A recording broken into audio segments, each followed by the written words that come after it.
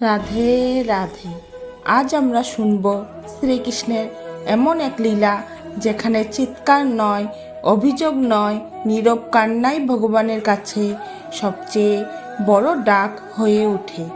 এই কাহিনী তাদের জন্য যারা কাঁদে কিন্তু কাউকে শোনায় না।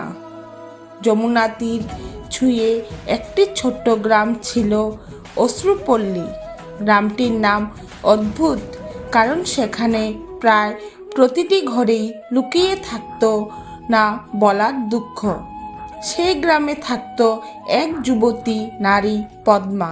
পদ্মার জীবন এক সময় খুব সুন্দর ছিল। স্বামী ছিল, ছোট একটি ছেলে ছিল, হাসি ছিল, স্বপ্ন ছিল। কিন্তু এক বর্ষার রাতে যমুনা সব কেড়ে নিল। স্বামী আর সন্তান নদীর স্রোতে হারিয়ে গেল। সেই রাতের পর পদ্মা আর কখনো জোরে কাঁদেনি। সে হেসেছে, কাজ করেছে, মানুষের সামনে শক্ত থেকেছে।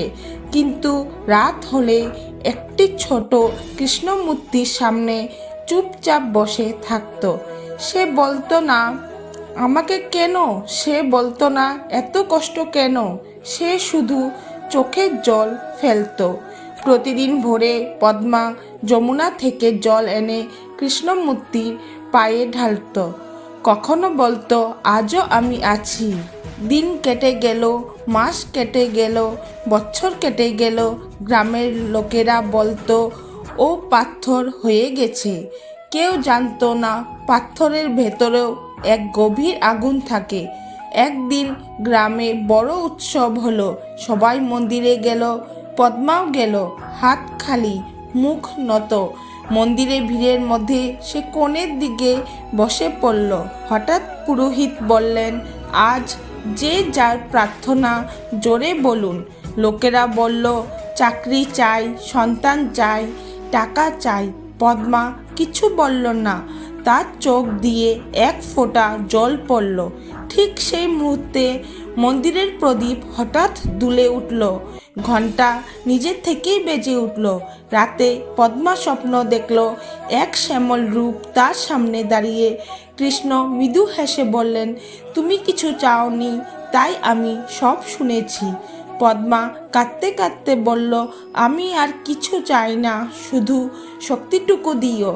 ভোরে পদ্মা অনুভব করল তার বুকের ভারটা হালকা।